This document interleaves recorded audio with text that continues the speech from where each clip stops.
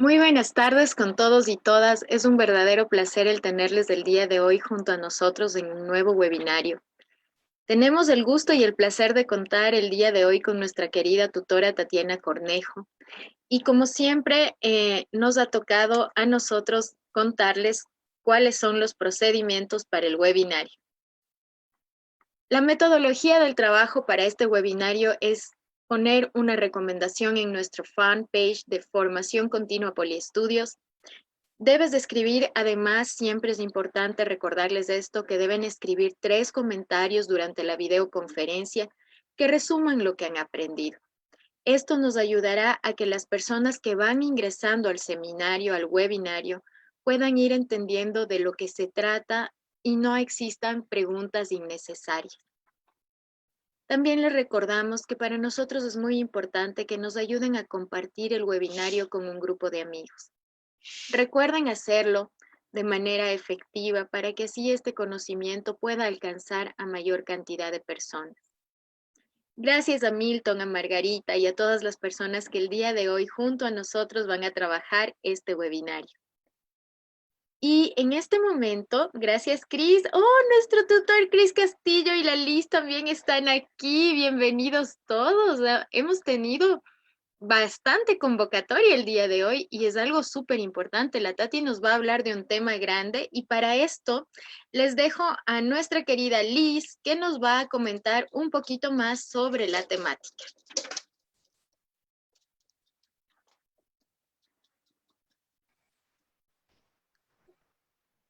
Muchas gracias, Berito. Muy buenas tardes con todos los asistentes.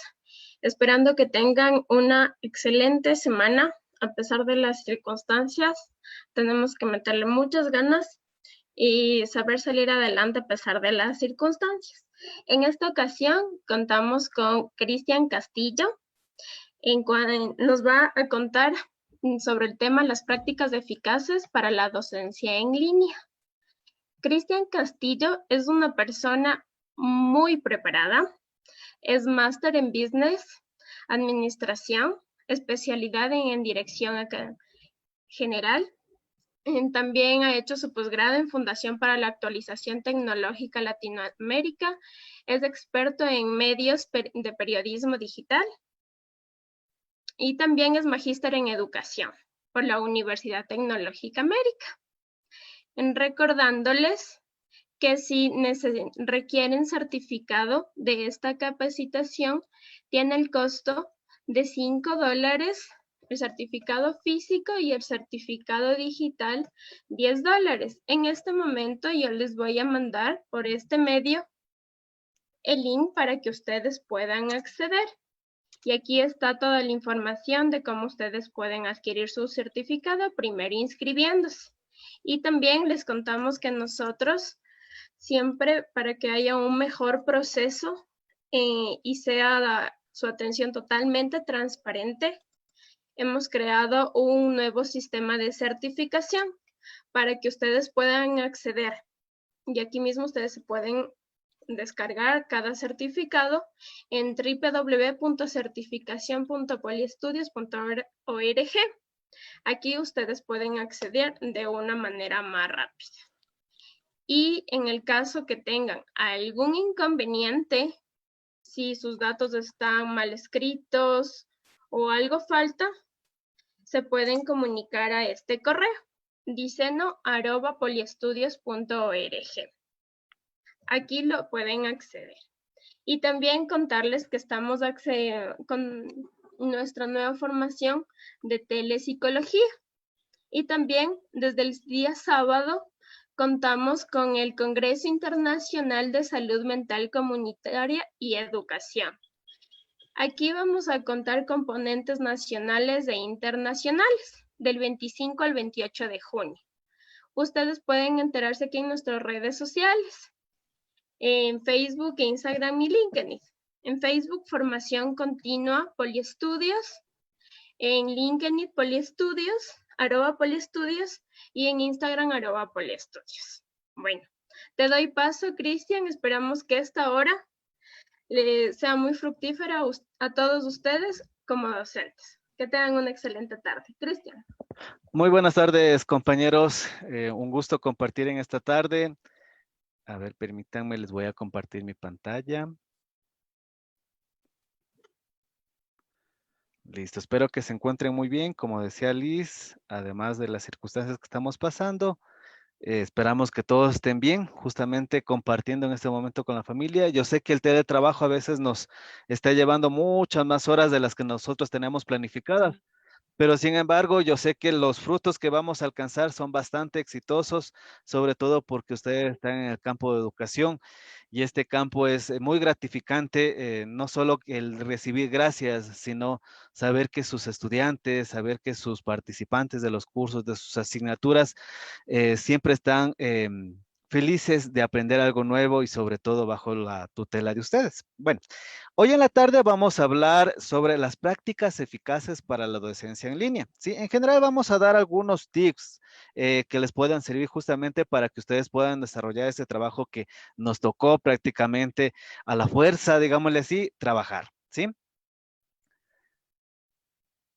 Listo. Ahora bien, antes nosotros estábamos acostumbrados a definir un horario, una planificación diaria, de levantarnos justamente temprano, de verificar que toda nuestra planificación, que el material que vayamos a utilizar esté todo en forma correcta, ¿sí? Es lo mismo que nos está pasando actualmente, ¿sí? Todas las normas que ustedes tenían o todas las planificaciones diarias que ustedes realizaban deben cumplirse tal cual, ¿sí? Decimos que el teletrabajo, que ahora lo tuvimos que llamar así, ¿sí? Es un trabajo a distancia que permite directamente trabajar en cualquier lugar físicamente donde usted se encuentre, ¿sí? Obviamente es un lugar alejado de sus instituciones, alejado de sus oficinas, ¿sí? Pero la particularidad del teletrabajo es que nosotros tenemos que trabajar con nuevas tecnologías de la información, con toda la gama de herramientas que tenemos en tecnología. Entonces, justamente lo que les decía, ¿no? Nosotros tenemos básicamente algunos tics para poder nosotros aterrizar a este teletrabajo. En primera instancia, sería de levantarse a la hora cotidiana para ir a trabajar, ¿sí? Obviamente, puede ser que algunos estemos más lejos, nos levantábamos, no sé, 4 o 5 de la mañana para poder dejar todo listo y nosotros irnos a trabajar. Podemos adecuar tal vez una hora para que sea como un horario definido en nuestro horario de trabajo, digámosle así. Es decir, ¿a qué me refiero? Si nosotros entrábamos antes a las 6:30, por decirle así como un ejemplo, ¿sí? Nosotros igual tenemos que tener el mismo horario justamente para poder trabajar el tiempo que nosotros requeramos, ¿sí? Obviamente está de la mano realizar todas las actividades extras o todas las actividades cotidianas que ustedes hacían antes de ir a su trabajo, ¿sí? ¿A qué me refiero? Levantarse, tal vez ponerse un uniforme, asearse, desayunar, todos los aspectos que previamente hacíamos, ¿sí? Uno de los factores también está en que usted debe ponerse una ropa cómoda, ¿sí? Directamente, permítame. Directamente, permítame un segundito, solo les silencio a los compañeros. ¿Sí? Les voy a molestar, por favor, para que cerremos los micrófonos, por favor. Por cuanto existe una interferencia, no me van a poder escuchar. Listo. Bueno, seguíamos en estos de los tips, ¿no? Sí, en primera instancia, no se sugiere, como algunas personas han realizado, es no quedarse con la misma pijama que dormimos toda la noche, sino más bien ponernos ropa cómoda, no necesariamente el uniforme, ¿no? O sea, de decir terno, corbata, utilizar eso, sino más bien algo que sea cómodo para ustedes, ¿sí? De igual forma deben establecer un horario, un cronograma de trabajo, ¿sí? Algo similar a como si estuvieran en su trabajo, ¿sí? Si ustedes, por ejemplo, tenían una hora de almuerzo, puede ser a la 1, a la 1:30, a las 2 de la tarde, en el mismo horario tienen que ustedes adecuarse, de tal manera que no se sientan perjudicados, obviamente, a la larga en su salud, ¿sí? Porque esto también puede acarrear algunos problemas porque tendemos a desordenar nuestro horario alimentario, ¿sí? Y eso obviamente le perjudica a la salud, ¿sí? En su lugar de trabajo tiene que ser de preferencia iluminado, que sea ventilado, ¿sí? Que haya una luz directa, que no esfuerce directamente su visualización, su visión, sino más bien que sea lo más adecuado posible para que no haya ningún inconveniente ya después con su salud, como les digo, ¿sí? Un dato importantísimo que a veces sí nos ha tocado cuando estamos trabajando en eso del teletrabajo es compartir ciertas actividades, aunque no es recomendable. O sea, por decir, entonces yo me decía, yo me levanto a arreglar la casa, a dejar limpio tal vez el baño, tal vez trapear o algo similar. Es preferible no mezclar ese tipo de actividades porque luego se va a alargar su tiempo laboral. ¿Sí? Entonces, justamente el cronograma que ustedes tienen que establecer es decir, igual, de 7 a 8 de la mañana doy matemáticas, a las 9 tengo que dar computación, a las 9:30 salen a un receso, luego a las 10 tengo que regresar para tomar, no sé, hacer algún tipo de actividad administrativa. Entonces, con ese tipo de herramientas que ustedes utilizaban en forma presencial, lo aterrizan en teletrabajo, ¿sí? De tal manera que no estemos sobrecargados de información. Obviamente, el estar frente al computador, sí, las horas que nos toque trabajar, sí, es un poquito agobiante. Entonces, se sugiere siempre cada hora o cada hora y media, ¿sí? Dependiendo cómo ustedes se organicen, es hacer directamente pausas activas, tipos movimientos, aunque sea solo estirarse, alzar las manos. No les pido que se den una mega vuelta en su departamento, ¿no? Pero sí, al mismo tiempo, nosotros movilizarnos, porque obviamente ya dentro de nuestras instituciones educativas, lo que hacíamos es por lo menos dirigirnos de aula en aula, ¿sí? O de dirigirnos al patio y luego regresar. Bueno, en fin, teníamos otro tipo de movimiento. ¿Sí? Y lo más importante también es procurar no hacer horas extras, ¿sí? Que no les conlleve mucho más el trabajo diario, sino más bien que también respetemos, entre comillas, este horario para poder trabajar, ¿sí? Otro de los factores indispensables, ¿sí? Está que ustedes como docentes, en primera instancia, muy similar a presencial, ustedes deben verificar qué tipo de estudiantes tienen, ¿sí? Hay algunos que obviamente trabajan en primaria, trabajan en secundaria y tienen muy clarísimo su panorama de estudiantes, pero hay otras personas que trabajan con adultos, hay otras personas que trabajan con adultos mayores, ¿sí? En la comunidad, infinidad. O sea, hay una variedad de grupos nosotros que atendemos como docentes. Pero justamente para eso nosotros tenemos que tratar de identificar cuáles son las características de cada grupo, ¿sí? Muchos de ustedes debieron haber escuchado las diferentes generaciones, los millennials, los táctil, los X, los baby boomers, ¿sí? Y para cada uno de ellos hay una característica especial, ¿sí? Entonces, cada uno de ellos pueden hasta manejar diferentes herramientas. Y para eso justamente ustedes tienen que investigar un poquito y decir, muy bien, yo me adecuo, me estoy inventando a la generación X o a la generación Y, por decirlo así. Entonces, investigar a ver qué herramientas, cuáles son los intereses de esta generación y yo ir aterrizando. Obviamente, ustedes ya los conocen a sus estudiantes, la mayoría de ustedes, ¿sí? Así que ustedes van a identificar mucho lo que se refiere hacia el aprendizaje es visual, hacia el aprendizaje es auditivo, hacia el aprendizaje es kinestésico, ¿sí? Pero justamente la idea es partir de ese factor para que ustedes vayan alimentando tanto en los recursos, tanto en las actividades, para que puedan tranquilamente adecuarse al aprendizaje de sus estudiantes, ¿sí? Debemos romper un gran paradigma que muchos de nosotros nos criamos con eso o hasta nos formamos con eso que decía la letra con sangre entra. Sí, justamente en ese detalle nosotros debemos tratar de romper ese esquema porque actualmente la letra con digitalización entra, ¿sí? Es decir, utilizando tecnología. La formación en sí no tiene ninguna edad. No, usted no tenga como recelo, digámosle así, de decir, es que yo solo tengo experiencia con trabajar con niños o con jóvenes, sino más bien lancémonos justamente a romper ese esquema que cualquier persona de cualquier edad tiene la oportunidad de aprender. Y obviamente en su detalle como docente está en el buscar estrategias, el buscar procedimientos para que esa persona alcance el aprendizaje, que no se rinda en el proceso, ¿sí? Obviamente, en lo que se refiere a educación virtual, rompemos mucho la barrera del tiempo y el espacio, ¿sí? Y eso nos permite directamente ser un poco más interactivos con los estudiantes, ¿sí? ¿A qué nos referimos a esto? Si, por ejemplo, usted deja una tarea, ¿sí? Tranquilamente le puede dejar el día anterior para el día siguiente y usted el transcurso del día puede ir monitoreando, por ejemplo. Entonces, justamente es ese detalle. Es por eso importantísimo que ustedes determinen el nivel de interacción que vayan a utilizar con sus estudiantes, ¿sí? No es recomendable solo dejarles un documento, un archivo de PDF o algo para que lean los estudiantes y allá verán cómo hacen, ¿no? Sino más bien crear un nivel de interacción. Por ejemplo, ¿sí? Si yo dejo algún tipo de resumen de algún tema o quiero crear un debate, ¿sí? Yo justamente le digo al estudiante, muy bien, con este documento que yo te guío, que te doy o te dejo en la plataforma, ¿sí? Oriéntate para hacer esta actividad, ¿sí? Y además de eso, ustedes pueden crear ya sea una comunicación sincrónica a través de una videoconferencia, a través de un chat, ¿sí?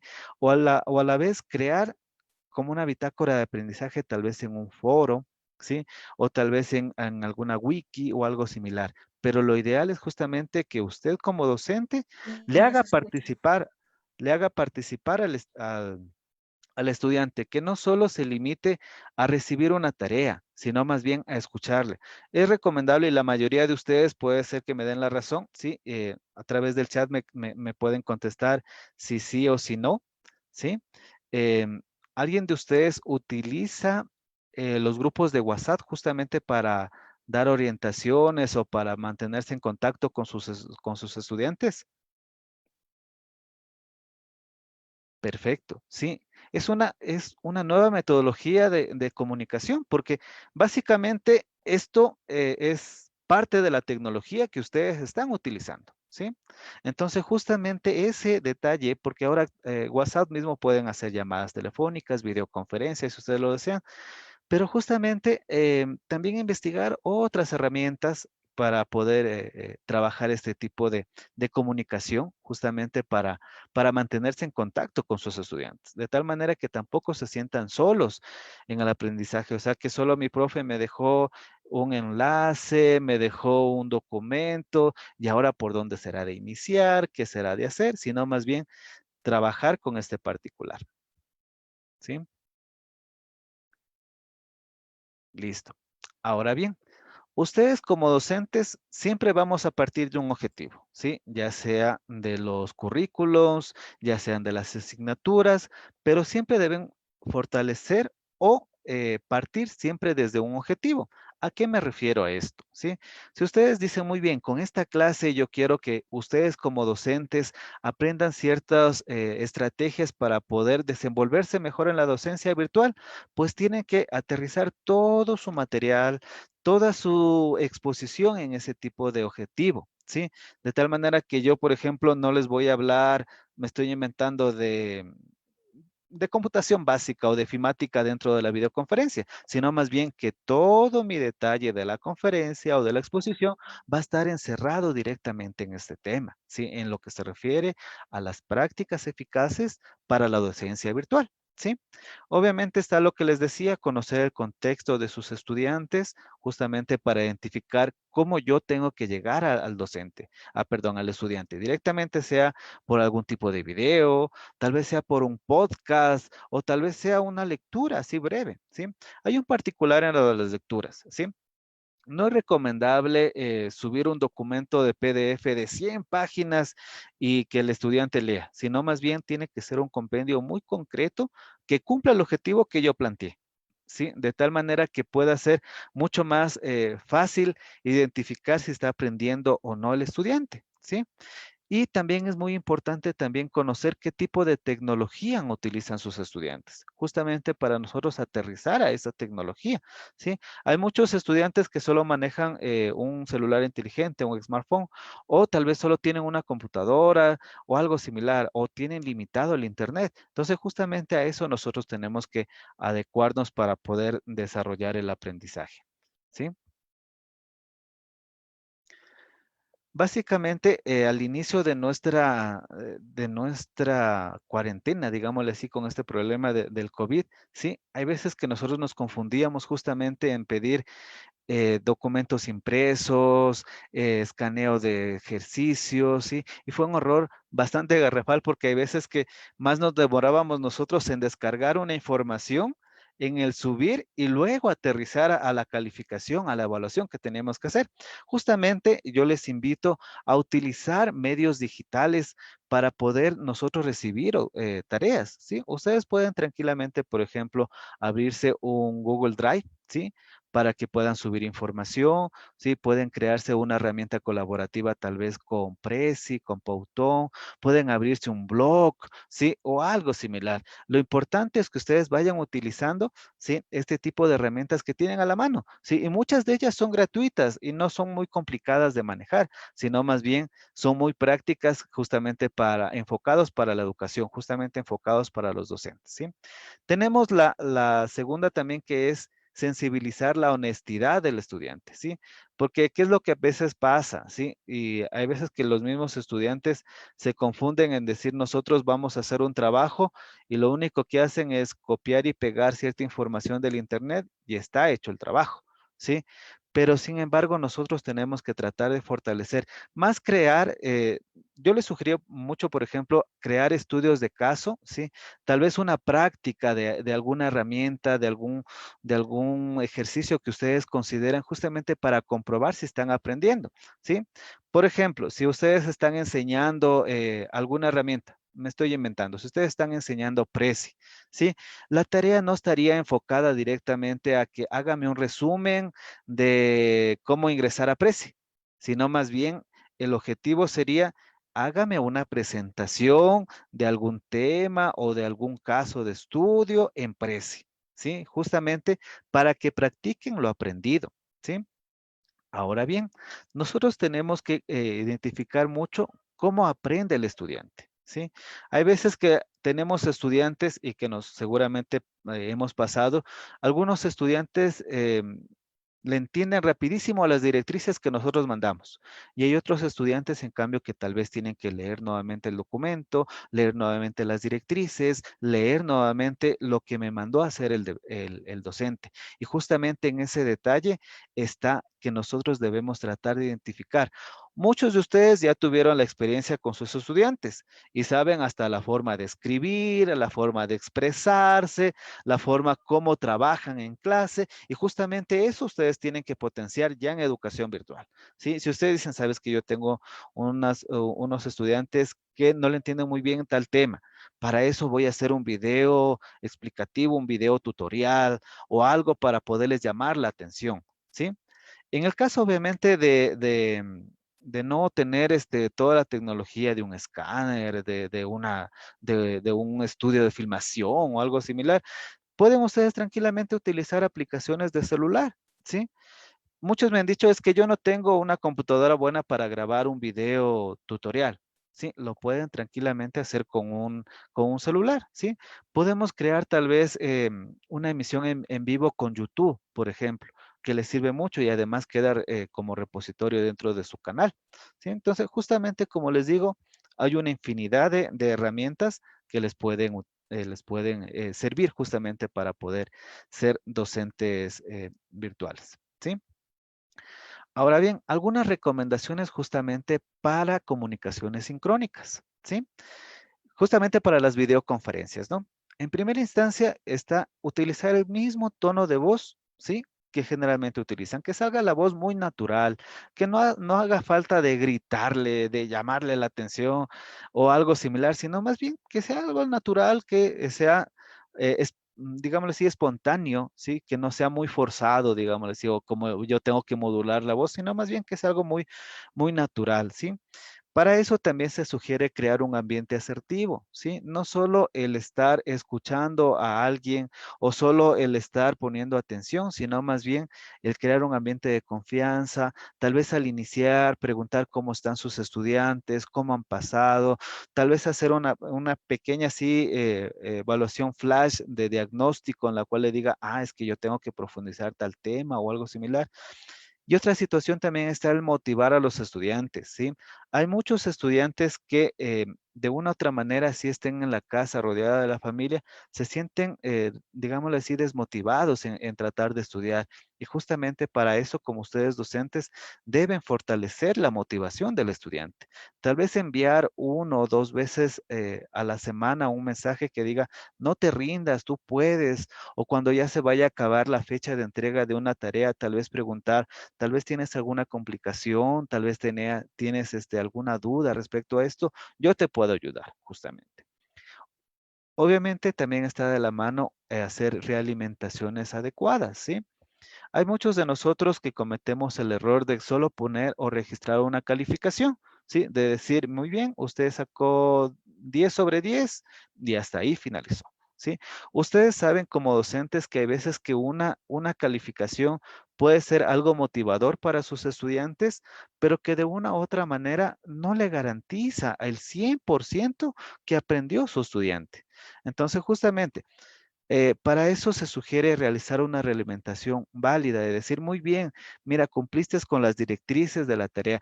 No, no digo que pongamos, como sabemos decir coloquialmente, mucha lata en la realimentación, pero sí algo muy directo, porque como digo, hay veces que los estudiantes, dependiendo obviamente del contexto, se van a sentir muy motivados si tienen un 10 sobre 10. Y va a decir, mira, yo lo logré y pude sacar esta tarea, ¿sí?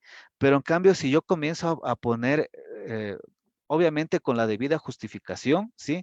Una nota baja, ellos van a tratar de insistir a sacar una buena calificación, porque ese es el reto de cada persona. Y es uno de los trabajos que nosotros como docentes tenemos que trabajar, tenemos que lograr. Es que los estudiantes estén motivados siempre y sobre todo que permitan trabajar directamente con este tipo de particulares, ¿sí? Que el estudiante se sienta motivado, que sienta un reto y diga, yo lo voy a lograr, yo voy a conseguir alcanzar una buena calificación, ¿sí? Que no solo se limiten por cumplir la tarea, yo voy a enviar y ya, hasta ahí, sino más bien que se convierta en un reto, ¿sí? En el trabajo de parte de ustedes como docentes también está de experimentar cómo ustedes se sienten como estudiantes virtuales, ¿sí? ¿Por qué? Sí, porque hay veces que nos decimos, bueno, ya el estudiante lo único que tiene que hacer es leer, resolver este cuestionario, hacer esta tarea y hasta ahí. Pero hay veces que nosotros como estudiantes presenciales que pasamos, tenemos algunas experiencias y lo mismo tenemos que nosotros fortalecer como estudiante virtual. Como estudiante virtual, aunque sea un curso pequeño, ¿sí? Donde usted justamente trate de interactuar para ver cómo se siente un estudiante, le va a servir mucho para buscar estrategias. Es decir, mira, si a mí me pasa esto como estudiante, yo voy a buscar esa estrategia para poder manejar de mejor manera con mis estudiantes, ¿sí? Buscar herramientas, buscar técnicas y justamente para eso nos va a servir el ser estudiantes virtuales, ¿sí?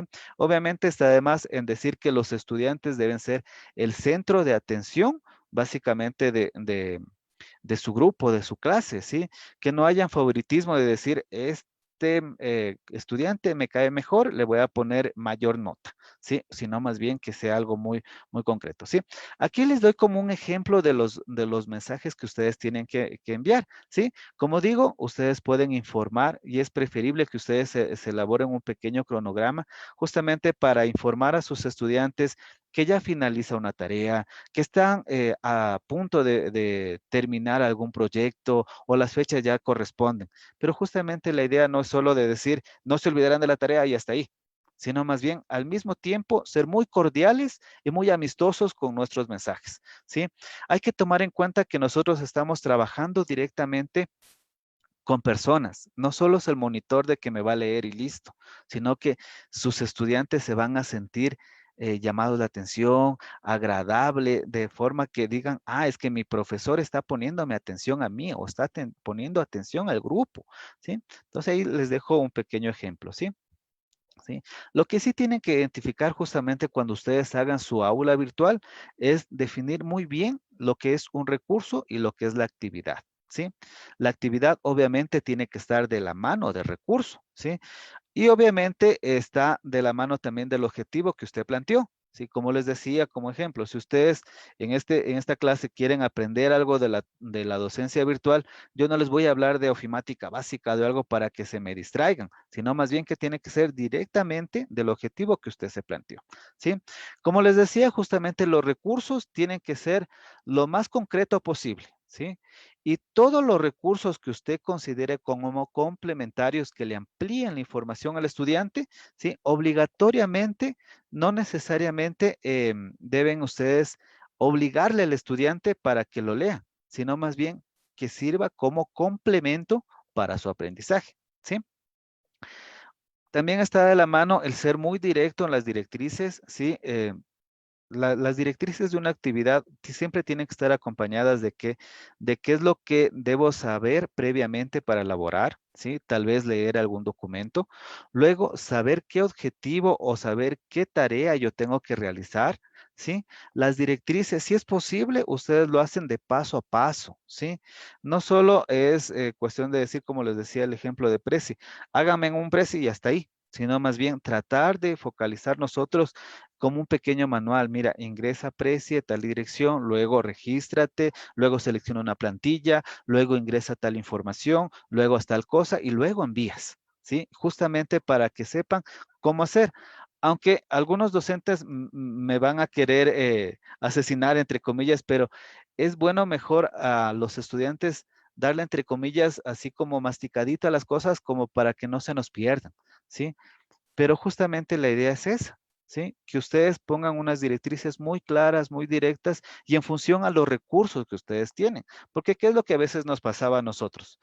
Íbamos a un examen o hacíamos una tarea y decíamos, es que esto no me enseñó mi profesor y no sé de dónde se sacó. ¿Sí? Y buscábamos la información y no encontrábamos, ¿sí? Y justamente es ese detalle en la docencia virtual. Nosotros ser muy directos, muy claros, poner las directrices, poner los objetivos súper claros para que puedan ustedes trabajar, ¿sí? Lo que también se les recomienda es tomar un aprendizaje previo, ¿sí? Un aprendizaje diagnóstico que ustedes le conocen, ¿sí? Para eso ustedes pueden utilizar una encuesta de Google Form, ¿sí? O alguna otra herramienta que ustedes consideren. Pero la idea es justamente verificar, ¿sí? No comenzar un nuevo tema sin previo conocer si tal vez existe algún subtema o algo que yo deba profundizar al estudiante, ¿sí? De tal manera que cuando usted llegue con el nuevo tema diga, ah, es que esto se aprendieron, pero sabes que este tema yo tengo que eh, fortalecerlo en esta clase, ¿sí? Justamente para que no quede ningún tipo de vacío en lo que se refiere a los temas, ¿sí?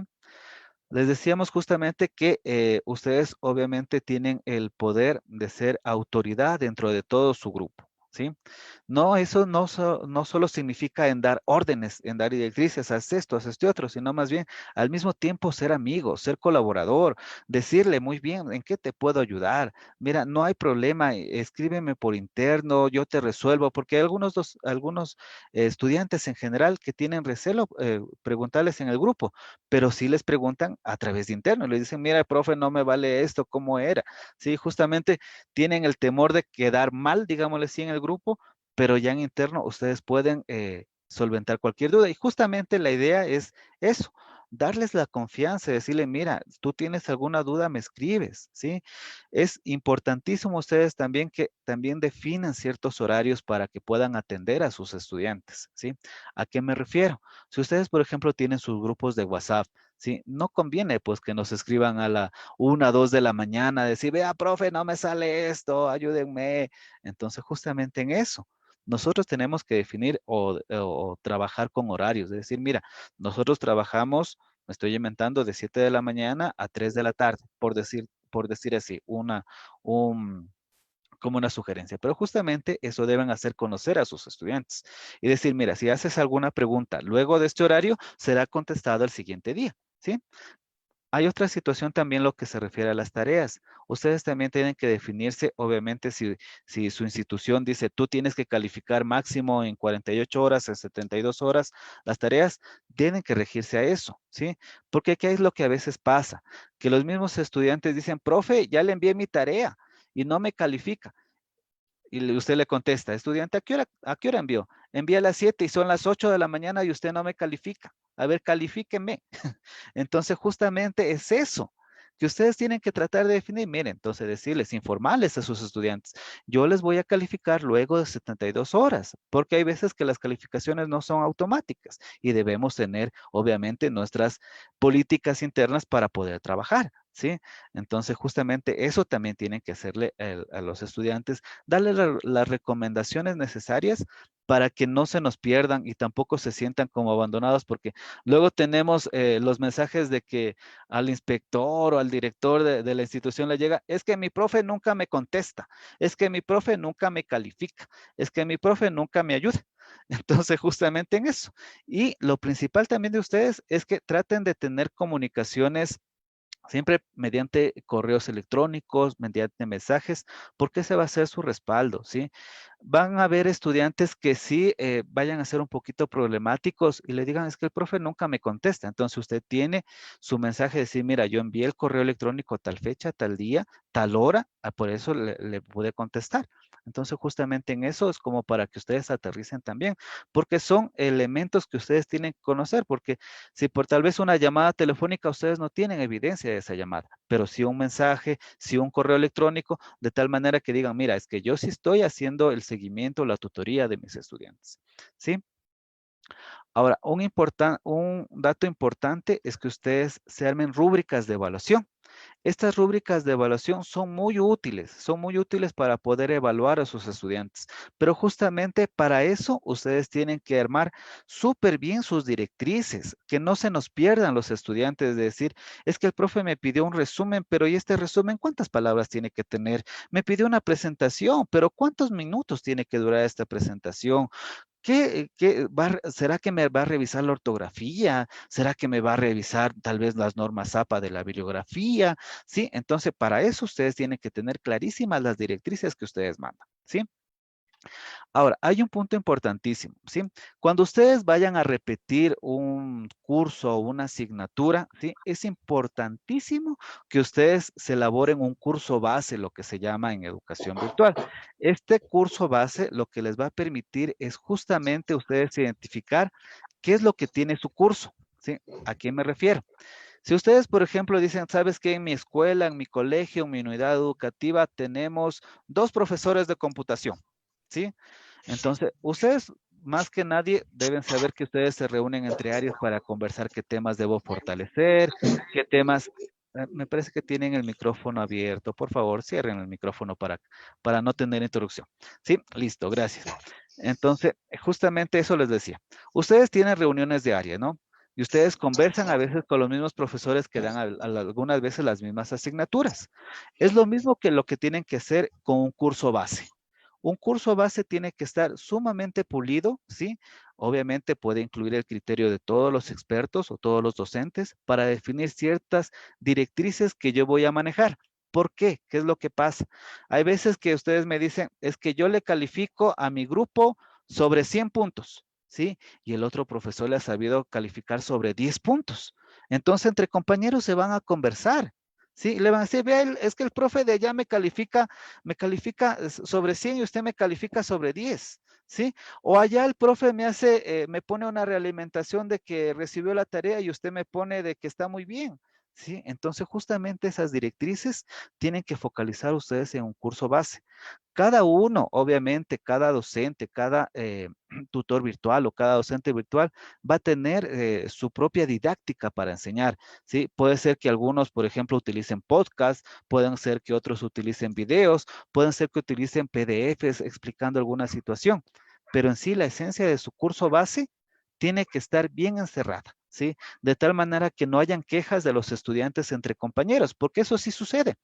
Sí, sí, entonces estamos dando 2 o 3 profesores al mismo tiempo, pero o el profesor de allá me pone una buena calificación, el profe de acá me pone una carita feliz.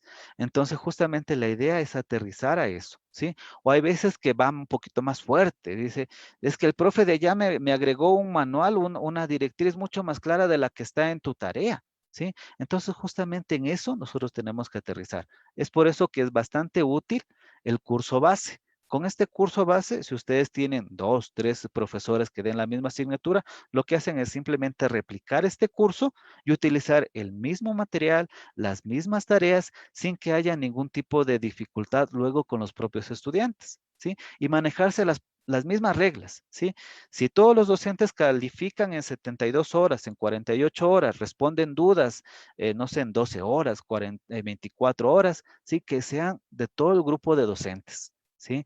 ¿Por qué? También hay quejas de eso, ¿sí? Porque los estudiantes dicen, es que mi profe a mí se me califica el segundo día, o mi profe sí me califica ya inmediatamente cuando ya envié la tarea, ¿sí? Es justamente ese detalle que ustedes tienen que fijarse reglas para poder trabajar en la virtualidad. Y esto de la rúbrica les va a servir como una herramienta bastante útil, ¿sí? Porque la calificación no va a ser nada, nada, nada subjetiva, sino va a ser muy clara, muy objetiva, de decir, usted cumplió con esto, no cumplió con aquello, por eso tiene esa calificación, ¿sí? Justamente hay algunas herramientas, entre ellas está rubistar.com, ¿sí? Que es una herramienta bastante útil para que ustedes puedan experimentar, ¿no? No les digo que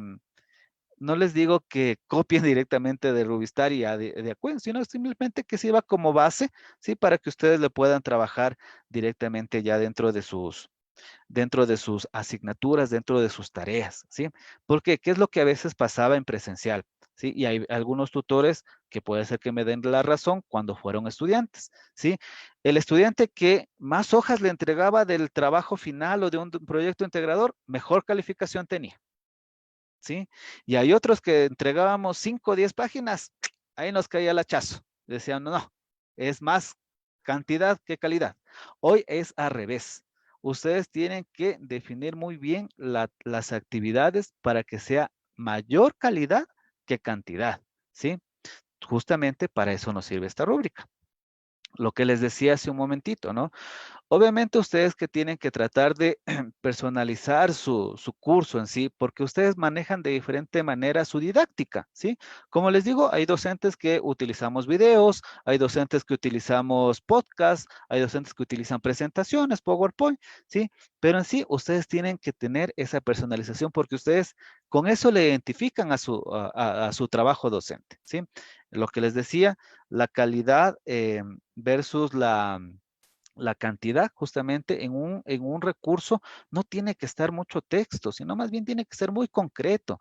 Si usted dice, muy bien, voy a enseñar Word, ¿sí? Muy bien, no les voy a poner la historia del Word, la historia del Office, sino más bien cómo se trabaja en Word, ¿sí? Trabajar mucho en la productividad, eso quiere decir que debemos trabajar mucho en actividades prácticas, que no solo sean cognitivas, sino que sean praxitivas, para que el estudiante diga y compruebe que está aprendiendo verdaderamente, que no solo se quede en una definición, en un concepto. Yo sé que muchas asignaturas son muy cognitivas, pero ¿qué tal si la aterrizamos a una realidad, a un caso de estudio, a algo que nos digan, es que usted si le pasa esto, va a solucionar con esta fórmula o con este elemento que yo le enseñé. Pero con ese truquito, digámosle así, de enseñarle al estudiante a practicar lo que aprendió, ¿sí? Se sugiere obviamente también tener un contenido hipertextual que no solo sea plano. ¿A qué me refiero? Que tengan enlaces, que tengan videos, que tengan algún tipo de animación que sea mucho más interactivo, ¿sí? Una de las situaciones bastante sugeribles también es los colores que ustedes utilizan en su elaboración, ya sea de actividades o ya sean de sus recursos, ¿sí? No vamos a profundizar en esto, pero sí les invito, por ejemplo, a investigar algo de la teoría del color para la educación, ¿sí? Esto les va a servir mucho de directrices para que el estudiante también se sienta llamativo, ¿sí? Hay veces que nosotros recibimos actualmente tareas con un fondo negro, me estoy inventando, y con letras amarillas, que a veces ustedes con la lectura nomás se sienten cansados. Lo mismo tienen que aterrizar ustedes para sus recursos, ¿sí? O sea, por ejemplo, aquí les comparto algunas combinaciones, ¿sí? Que es sugerible trabajar con los colores, ¿sí? Cada color tiene su significado, ¿sí? Entonces es sugerible trabajar con esto, ¿sí? Adicionalmente, Sí, yo les sugiero mucho que todo su material o todo su contenido que vaya usted a utilizar, ya sea como recurso complementario, como recurso base, sea un material muy adecuado, ¿sí? Para que directamente le pueda ustedes validar que la información sea correcta.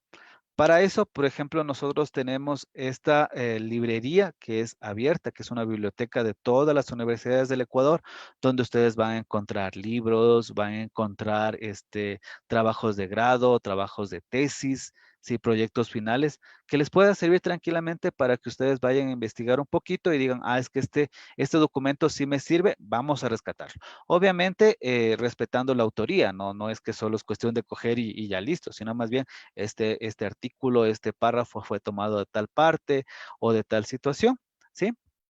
Ahora bien, ¿cuáles son los elementos básicos para elaborar una actividad en virtual? Arrancamos siempre desde un objetivo, siempre que tiene que estar ligado obviamente con el proceso de aprendizaje del estudiante, ¿sí? Las directrices tienen que ser lo más concretas y lo más directas, no, como digo, no tienen que meter, y disculparán lo coloquial, pero es básicamente que no tienen que meter tanta lata en una directriz, sino más bien tienes que hacer esto con los siguientes pasos, ¿sí?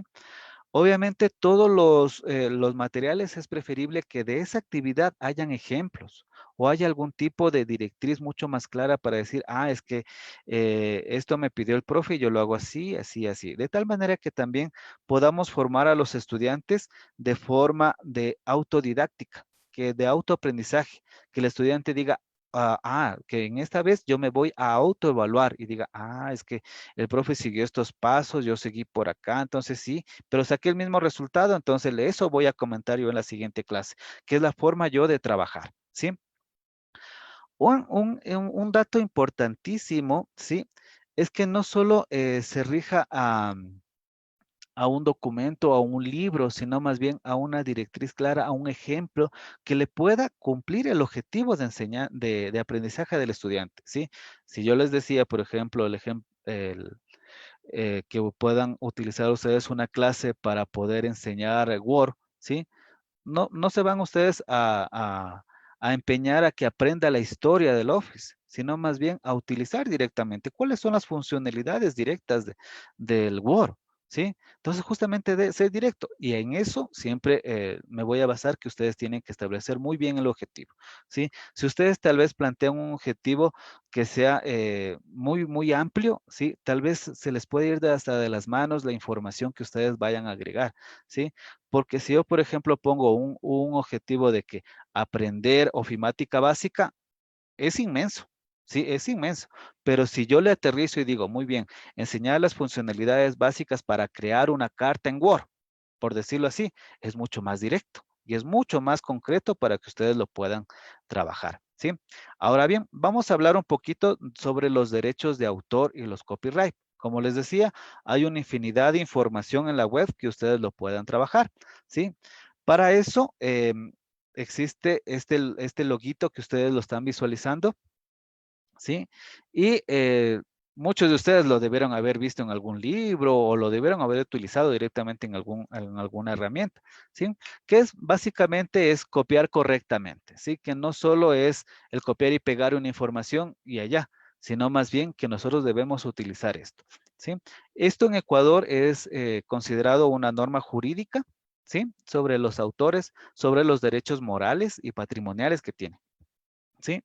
Actualmente nosotros en el Ecuador tenemos la Secretaría Nacional de Derechos Intelectuales, que tal vez alguien de ustedes ya publicó algún libro, lo pudo registrar en esta secretaría, ¿sí? Que básicamente trabaja en tres grupos, ¿sí? Trabaja en lo que se refiere a la propiedad industrial, trabaja sobre el derecho de autor y derechos conexos, las obtenciones vegetales y conocimientos tradicionales que usted puede directamente ir a esta secretaría y registrar hasta el nombre de un curso. ¿Sí? ¿A qué me refiero? Si usted, por ejemplo, dice, yo voy a sacar un curso de Word avanzado con docentes de primer año, por decirlo así. Ustedes si elaboran el material y obviamente esté con normas APA, esté con referencias y todo lo demás, ustedes tranquilamente lo pueden ir a registrar, ¿sí? Y obviamente tendrán todos los derechos sobre esto, ¿sí? La forma de registrarse en esta secretaría es directamente en el enlace que les comparto, ¿sí?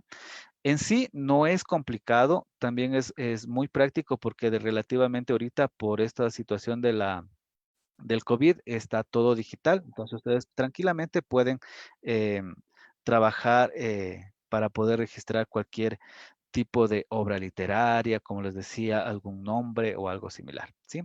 Ahora, algunos me dirán, pero es que yo no quiero registrar eso aquí por algún motivo, ¿no? Entonces, no hay ningún inconveniente.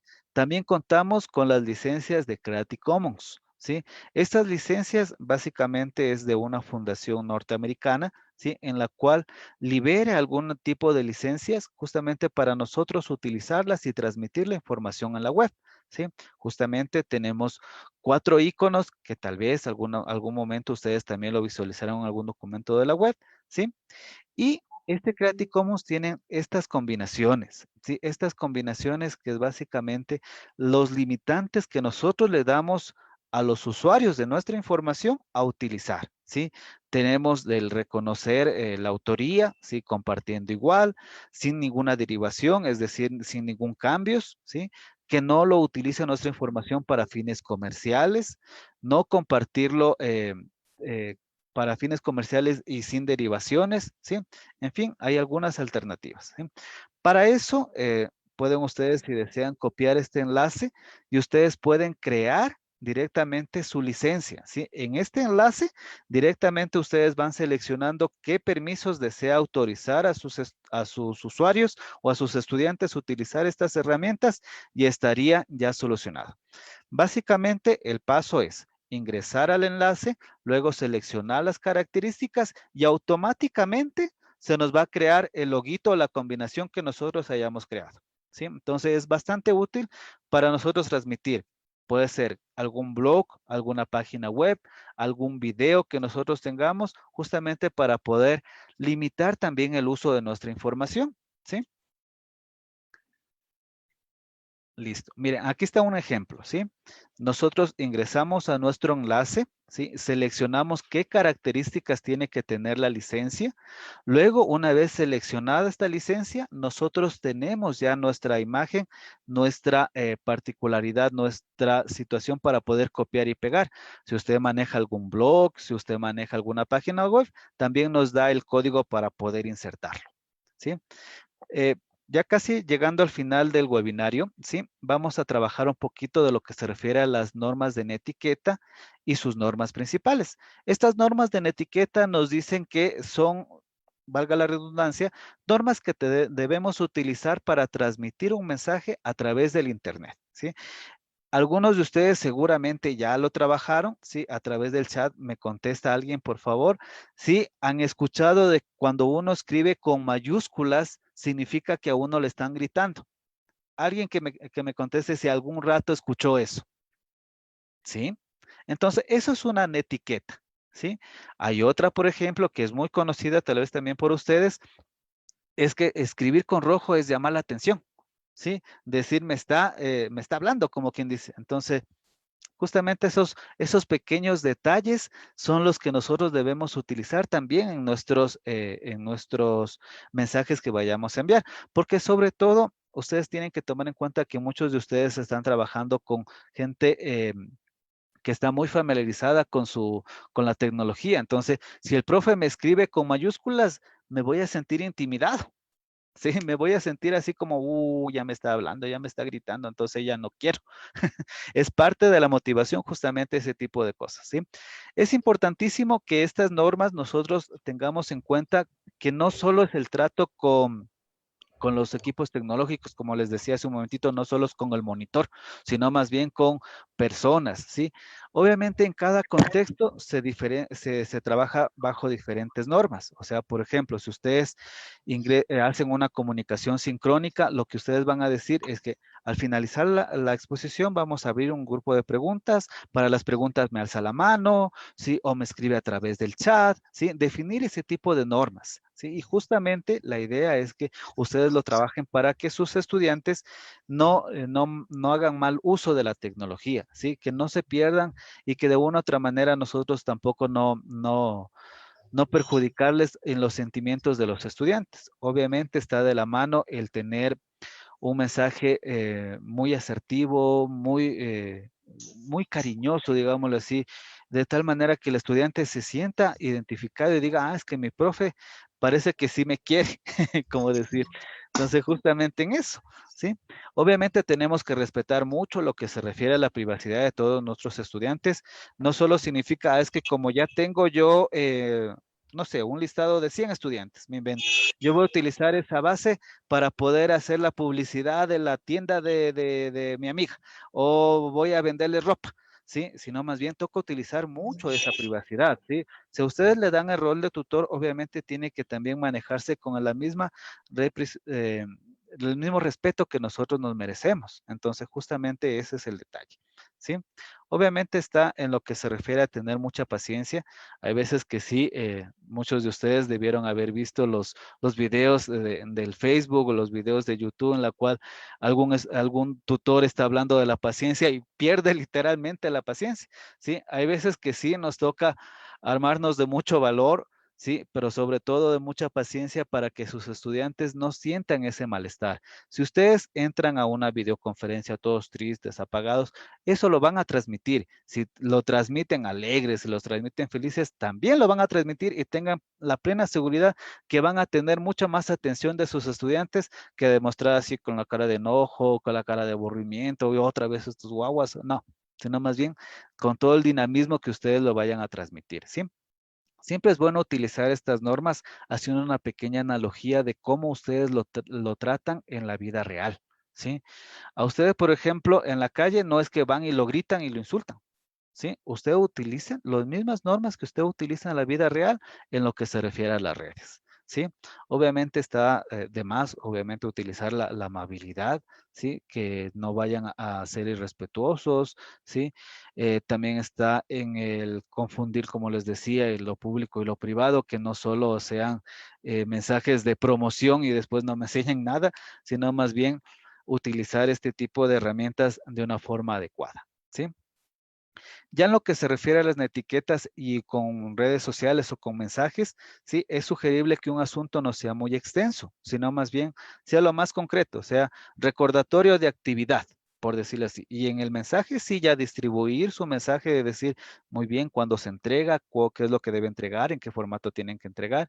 Es sugerible mucho utilizar o citar las fuentes, las referencias que vayamos a utilizar, tanto los estudiantes como los docentes, ¿sí? Y una situación muy importante es, se sugiere no adjuntar archivos muy pesados. Como les decía hace un momentito, hay veces que nos demoramos mucho más en descargar una información que en aprender o en leer, sino más bien tienen que ser lo más óptimo posible, ¿sí? Hay justamente, por ejemplo, muchos docentes me dicen, pero es que mi PDF, el que voy a enviar, pesa 1 GB, me invento. Hay herramientas justamente para reducir el tamaño y son herramientas en línea, ¿sí? Entonces, esas herramientas ustedes tranquilamente las pueden utilizar para poder trabajar, ¿sí? De igual forma, las normas APA son muy importantes, es justamente para poder tratar de respetar en primera instancia la bibliografía que vayamos a utilizar, ¿sí? Y los formatos que vayamos a trabajar, ¿sí?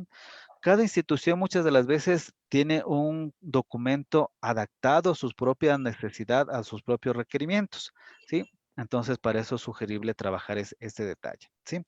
Obviamente, la institución en general, sí, la institución que ustedes trabajen, van a tener ciertos lineamientos que ustedes tendrán que regirse, ¿sí? Como les decía, ustedes para eso pueden trabajar con su curso base, que tiene que tener la línea gráfica de su institución, ¿sí?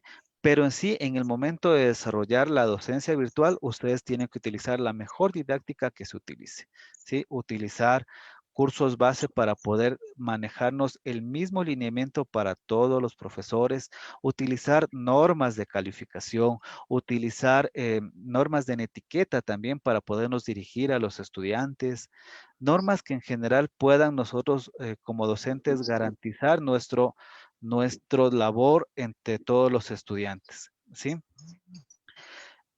Bueno, siempre me gusta finalizar este tipo de exposiciones con esta frase, ¿sí? Una de las principales normas en la calidad de la educación es la calidad de la clase que realiza su educador, ¿sí? Es fundamental que usted ponga todo su empeño para que su estudiante cumpla en primera instancia el objetivo que usted se planteó, ¿sí? Y el estudiante se sienta motivado y pueda aprender, ¿sí?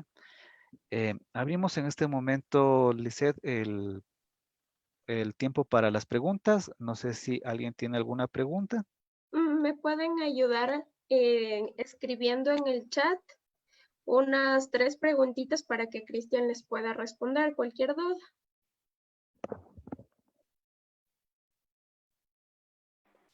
¿Tienen Cris, alguna yo, pregunta? yo tengo una pregunta, Cris. Me ha encantado todo lo que has dicho el día de hoy y créeme que a mí me está sirviendo mucho desde Poliestudios también.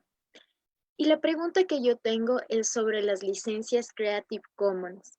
¿Qué ¿Ya? experiencia has tenido en torno a esta temática? ¿Cómo su uso ha favorecido el desenvolvimiento en toda la educación digital? ¿Cómo lo ves? Sí, verás, justamente las licencias Creative Commons, y eso tal vez me faltó de explicar, es que tienen un fundamento legal, ¿sí? Entonces, si tú, por ejemplo, dices, muy bien, es que tal material que yo preparé, que yo hice, ¿sí? Tiene restricción para que lo puedan compartir o no pueden comercializarlo, ¿sí? Ustedes tienen esta base legal justamente para, entre comillas, defender su autoría, ¿sí? Pero actualmente es una infinidad de recursos que lo utilizan Creative Commons. Una de las páginas más utilizadas con Creative Commons es Wikipedia. Si ustedes ingresan en Wikipedia a la parte final de esa página, van a encontrar la licencia. Actualmente Creative Commons también tiene un banco de imágenes que pueden ustedes tranquilamente utilizar de acuerdo a la licencia mostrada, ¿sí? En YouTube hay algunos videos que ya lo utilizan, ¿sí? Obviamente no es nuevo esto de las licencias Creative Commons, pero sí es siempre recomendable utilizarle. ¿Por qué? ¿Qué es lo que a veces nos pasa?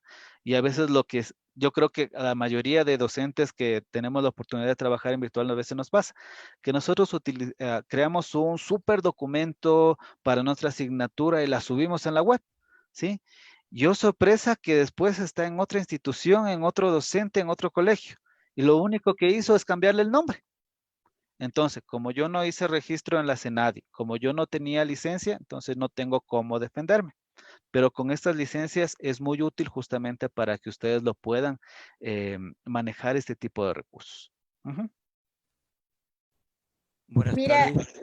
mira, Cris, una pregunta excelente que te pone la Gaby Vieira aquí y quiero respaldarla porque es algo que a mí me ha impactado mucho de tu videoconferencia.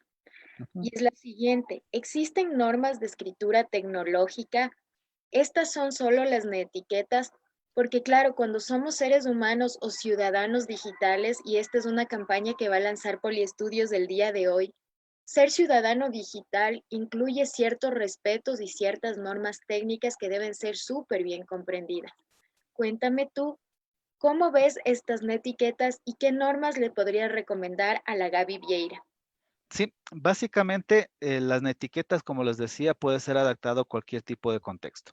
Sí, entre forma general, es recomendable si ustedes, por ejemplo, dicen, yo voy a escribir un mensaje, me estoy inventando en el WhatsApp. Si es súper importante, es verificar primero la redacción. Si es posible, transmitir ese mismo mensaje a otra persona para ver si entendió o no entendió, si tal vez está muy extenso, si tal vez dicen, no, sabes que definitivamente ese mensaje no vale que lo envíes al grupo, sino más bien ser muy concreto y muy directo en este tipo de escritura tecnológica como lo Gaby lo indica, ¿sí? Para eso, obviamente, está de la mano el respeto, la cordialidad, ¿sí? Pero las normas de etiqueta son las que más se aterrizan, digámosle así, a esta escritura, ¿sí? Ahora, como digo, ¿sí? Siempre es bueno revisar de una u otra manera 2 o 3 veces un mensaje, ¿sí? Porque hay veces que, como les decía hace un momentito, hay veces que los estudiantes les llenan a ustedes de mensajes y dicen, ¿y ahora cómo le contesto? Como para no ser grosero, para no ser altanero, sino más bien, a ver, pensemos, nos relajamos. Como saben decir en la vida real, escribimos con la cabeza fría, ¿sí? Eso es fundamental justamente para que ustedes puedan transmitir un mensaje, ¿sí? Puede pasar, por ejemplo, que se nos vaya alguna falta ortográfica, que se nos vaya alguna falta topográfica, pero en sí una falta de respeto no la van a olvidar nunca sus estudiantes. Tengan la plena seguridad. Entonces, justamente para eso es trabajar en lo que se refiere a un mensaje elaborado, que sea muy concreto, que no sea muy extenso, sino más bien muy directo. Decir muy bien, quiero esto, esto y esto, ¿sí?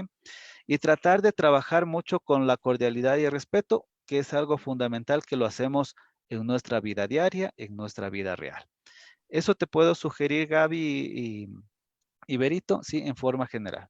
Como digo, es muy importante que ustedes tomen en cuenta las etiquetas, pero yo creo que más importante y sobre cualquier otra norma está el respeto y la cordialidad, porque como les digo, un mensaje, hay veces que por más de mal humor estemos, digámosle así, les va a ofender mucho a sus estudiantes. Y es preferible trabajar en una forma muy cordial y decir muy bien, estas son las pautas, trabajemos en esto, trabajemos en esto y trabajemos en esto. Justamente para eso también nos sirven nuestros propios cronogramas, ¿sí?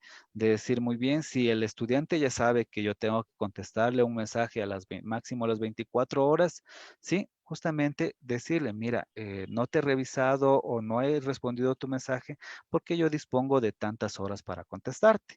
¿Sí? Eso es, Berito. Mira, aquí Raúl Cofre nos dice, ¿piensas realmente que los docentes podemos ser amigos de los estudiantes o sería mejor ser un líder para ellos? Y aquí es un tema muy lindo porque estamos hablando ya del constructivismo social, ¿no es cierto? Y cómo en la educación virtual nos convertimos de ser el docente autoritario tradicional o el líder a un facilitador y un mediador del conocimiento. ¿Cuál es tu recomendación, Cris? Sí, es justamente, o sea, yo diría, me atrevería a decir las dos, porque un líder, tú el líder lo sigues, ¿sí? Tú eres el ejemplo para tus estudiantes. Diga, es que mi profe hace esto y yo lo voy a lograr. Y ser amigo también estar de la mano, decir, mira, yo tengo el apoyo de esta persona para cualquier situación que vaya a atravesar, porque hay veces que nosotros, aparte de ser docentes, tenemos que también escucharles a los estudiantes, porque hay veces que te escriben y te dicen, mire, no pude entregar tal deber porque tuve esta complicación o tuve este problema familiar o tuve alguna situación. Sí, entonces justamente nosotros no vamos a contestarle así, bueno, o sea, yo te di el plazo a tal fecha y tú verás si entregas o no entregas, sino más bien apoyarle y vean ese apoyo justamente decir. Entonces yo me atrevería a ser en primera instancia líder directamente para que los estudiantes le sigan, ¿sí? Y amigo para tener esa confianza y ese apoyo del docente.